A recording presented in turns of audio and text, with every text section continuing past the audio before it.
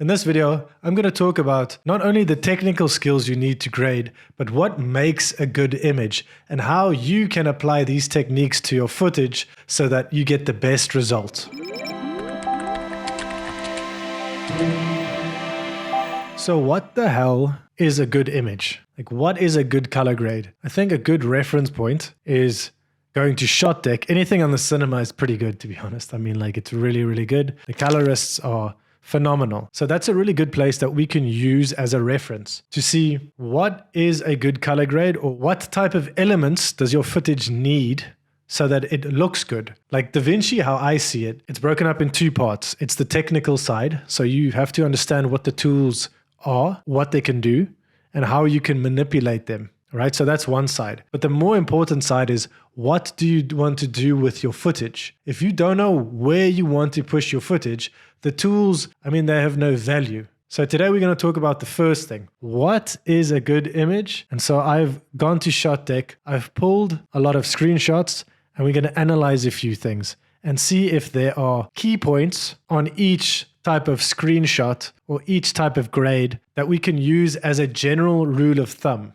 I think it's very important when you shoot and you have a project not to look at, let's say, the color grade of Oppenheimer and try and manipulate your footage to be that. It's more like understanding what makes a good color grade or a good image and seeing what type of elements you can apply to your footage from the general rule of thumb. I'm not an advocate of pushing your image in the direction it actually doesn't want to go. It's better to see where your footage wants to go and then help it get there. So these are the shots that I grabbed. Some of the movies I know, some of them I don't. They visually look really nice. They just feel like quality type of grades. We all have different opinions on what's a good grade or what looks good. Personally, for me, these are the things I really like. All of these shots, you'll see, all of the colors are dense.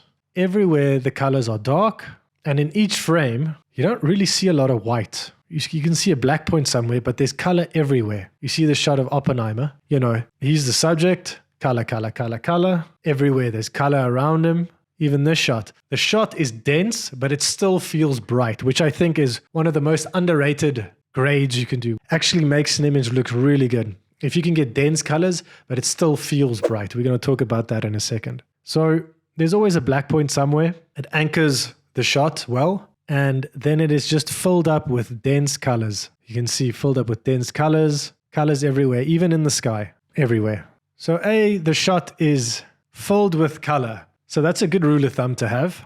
How do we make sure that all our clips, they don't have blown out skies, they don't have information that's lost? We want it to be full of color. Number two is, how do we make our image look dense while sometimes having to make it feel bright? That's the tricky part. It's actually easy to make things feel dense because you just darken everything, but then your image is underexposed. Usually when you take a camera and you shoot outside, you always see the skies blown out, or at least the sky is the brightest thing in the image. But look at these images. What's the brightest thing here?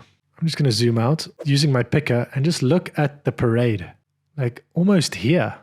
Like, although, yeah, this is the brightest, but look how close it is to him.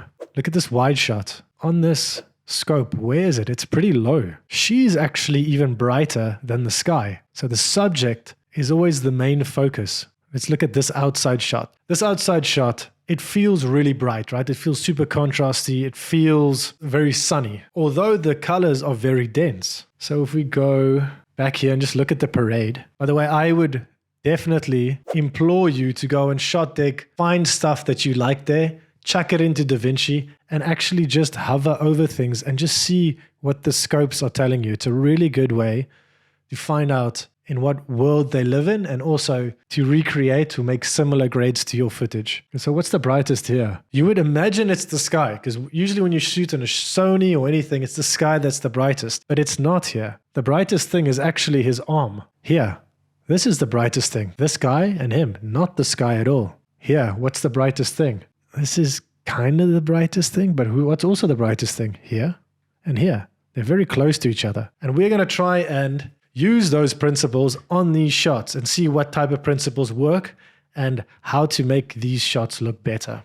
This was shot on Blackmagic, I know. suck thing about Blackmagic is they have just like so many type of presets for the color space transform. I usually just go Gen 5, and I'm pretty sure this thing was shot on 6K. I'm going to work in the color space of Davinci Wide Gamut. Davinci Wide Gamut. Okay. Just to let you know, my project settings is Davinci Wide Gamut, and it's pushing out to Rec 709 2.4. So it's Blackmagic going into Davinci. Davinci, here at the end, is going to Rec 709. That doesn't need to be there, so we can just delete that node. And this is just my Omniscope. Okay, so let's start. The first node I'm gonna do high. It's gonna be for my highlights. Then I'm gonna do the old classic contrast. Usually I go exposure, contrast, balance, saturation. I just don't even do exposure anymore because I do exposure in my contrast node. Because if you take offset up and down, it's pretty much the same as exposure. We can do here, we go saturation. And then we go balance. And let's start with this. Now let's try all these principles, right? So I'm actually going to start with my contrast. The only thing I'm using here, contrast, pivot, and offset. Contrast, I'm doing pivot. And all I'm doing is I'm focusing on their faces because these are my subjects. I'm going pivot, I'm going contrast, offset, going to my sat node, pushing it up, going back to my contrast. I'm just looking at them. I want them to pop out and to be kind of dense, but also bright at the same time. And now I'm just tweaking. I'm just tweaking. And I'm looking at my false color. I know kind of what their faces should be, like how light it should be. It's kind of between the 50 and 60 mark of this false color. And let's go here for now. We'll do sat a bit. Okay. So I'm just focusing on them. But now you can see in my image, my sky is way brighter than they are. And one of the rules we talked about is that the highlights in the sky isn't always the brightest thing because a characteristic of film is the highlights actually gets compressed. So now we're going to go to high. We're going to go to luminance.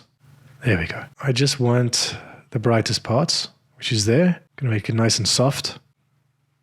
And now I'm going to take down highlights. You'll see here, take down the highlights. Up and down, off, on. You can even start seeing it's bringing in more color because it's darkening it. Okay, took it down 62%. So now we're here. It's already looking better. You can already see the focus is here just by taking that heat off the sky. Now I'm going to go back to contrast and I'm going to fiddle with it again. Pivot, contrast, and offset. This is kind of good. I like this. Go to the vector scope. We can also see the yellows are way more than the blues. In a balanced image, and I'm not saying it's right or wrong, usually all the colors have the same intensity. So now I'm going to do some secondaries. And I'm going to start manipulating the colors with my HSL. So remember the colors, we want dense colors, we want colors everywhere, and the sky, we've got to bring down the highlights. So we're pretty close to it. I mean, there's color everywhere, which is good. Now we just have to make sure that there's not one color that's just dominating the scene. I'm going to go down on yellow, and I'm just going to raise all of it, going on sat up. Down on yellow, sat up. You'll see it just takes a bit of heat off there. Now I'm going to go U versus Luma because we want some denser colors. I wouldn't go too crazy with this because you can introduce noise very quickly. Even that though, just like bringing down that yellow. Because you also see in film, yellows and reds are actually quite muted. They're not bright in your face. So if you want a more cinematic look, let's bring down the Luma.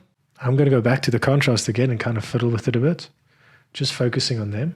And now, if you want to add some more flavor to it, we can blur it by 1 because film usually is not as sharp as digital. So I like to just push it up with 1. You can go, give me some grain. So pretty much from here, we got here, which is we're getting close. We're really getting close now. Now you can start fiddling with the contrast a bit. I'll go back again. Let's really zoom in on these guys. Just the compression of those highlights really help a lot. So we moved from, this is out of camera, and we moved to here. It feels way more, I don't like the word cinematic, but it kind of does. Like we can even see if we can bring down the luminance a bit more without breaking the image. Watch out for your blues. If you push down blue too much, it breaks really quickly. Kind of bring that down. Let's go back to the contrast. We bring it up a bit. Now you can see from here to here, they really became the focus of the shot. So I think this is a great improvement. So I have a big announcement. In the next couple of weeks, I'm going to create a private group. This group is going to focus just on color grading. It's going to be a place where I share with you everything I've ever learned about color grading and every single course that I've ever done. So it's going to be a one-stop shop. If it's something that you are interested in, I'm going to put a link at the bottom of this video if you'd like to join the waiting list and get notified. Let's try a new clip. So let's take this guy. This is shot on Arri. This is probably be way easier because it's just shot with a really nice camera. Space, I have to do color space transform from Arri to Davinci Wide Gamut.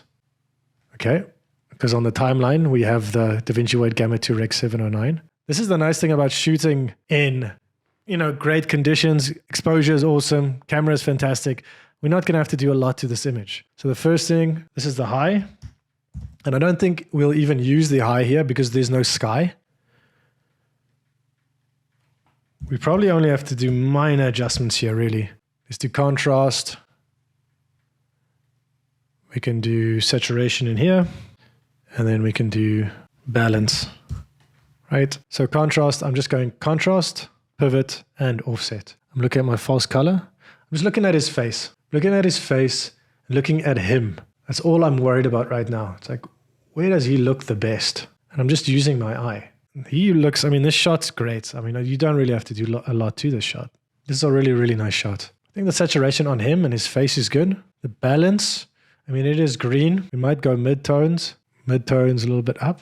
So you know what? I'm going to leave that. I think it's actually good. I kind of like this. A bit of a colder look. And now, the last thing we can do, if we do some secondaries, is manipulate the green around him, because that's going to affect him a lot. First thing we do is, if we darken everything around him, obviously he's going to pop out more, so that's always a benefit. One of the three rules, the three things we're talking about, there's color everywhere, it's nice and dense, it's bright, and the sky isn't brighter than he is. There's no sky in this shot, so he's actually the brightest in the shot, which is good, because he is the subject. I'm going to take down bit of the green, just luminance wise. And then I'm also going to play around with saturation. You can see it just takes out the life of it if you take out too much green. So you might be able to, if you push up the blue a bit in his shirt, take a bit more green out.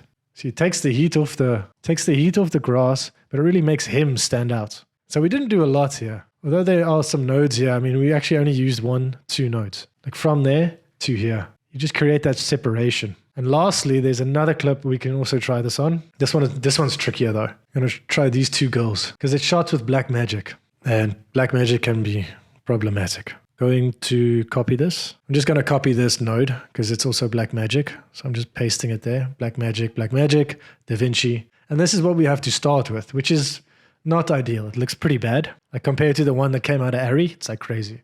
We're going to do, first one is high, so it's going to be the highlights. Second one, we're going to do contrast. And to save space, actually, I'm not going to have a separate node for saturation. I'm going to do saturation in the contrast node. We'll go here and go balance.